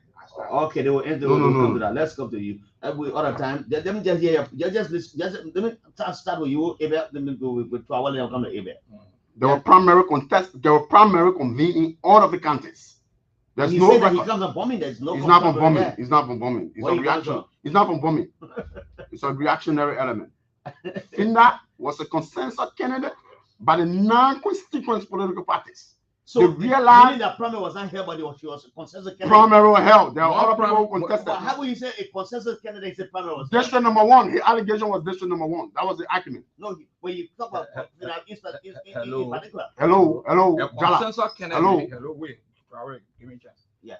A consensus candidate is that candidate that all those who supposed to participate in the process agree on to be the candidate. So it means that is a it considered means that candidate. you don't have No, primary. It was held within the framework of a primary. Even at that, Jallah. It was held within the framework of a primary. Maybe I just clarify that. Yeah. Go to Even at that. No. Even at that, there were wet ballot cast for that candidate. We want to make that clear. Even at that, the people participated and cast a wet ballot. You got to get that very clear and clearly. You care to know about Mangibi? Go ahead. No, the question I will ask, I want to talk, I want to respond because other time. Nathaniel follow Mangibi, a more prolific, illustrated. What happened with him? Most prolific of illustrated. What happened to Mangibi County, overwhelmingly, the people of Mangibi County. And so, do you care to know about Massaley County? No, we don't know about that. Yet, No, Sir Joseph. We got to be clear. So Sir Joseph one word ballot too? Yes. Sir Joseph, yeah. Yes. I mean, there's no contending party. I mean, the non-constituent party realized that Sir Joseph is the face of the people of Massaley County. Do you think why Heron Costa running away? Okay. What do you think Heron Costa running away? You're guessing 30 seconds. We You care to know about Nyemah County? No, we're not going to go to Nyemah. Let me conclude. Just conclude now. Let me conclude. In Nyemah County, you have Roland Duo, one of the more prolific. A man that will bring Prince Johnson face down, bury him face down, not defeat. The Roland Duo defeating. The debate will intensify. The people will make a decision. Thank you.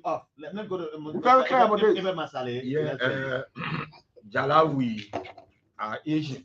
And once you are Asian, you must adapt fair play, transparency in everything you do. I went into this process to ensure that the best is done. Okay. You understand me? Okay. Follow the process. The list will be sent over to you. You Please ask questions, Of course. and then you will know that the process was very transparent. And I will not end here. I will bring you guys back again, or with different people from different side, from your side rather. I will bring people over and over again. No problem. Thanks, Honorable Abel Massaley, the one-time lawmaker. Abraham. No, I will not lawmaker one time. I said one-time lawmaker. I said one-time, but I said one-time lawmaker. Okay.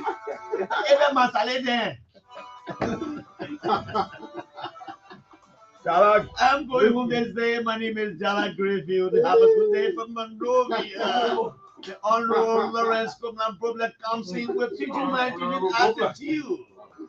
Remember Jallah Grayfield chapter 1:1. Let's talk and talk and talk and never shall reply. Have a good day from Monrovia.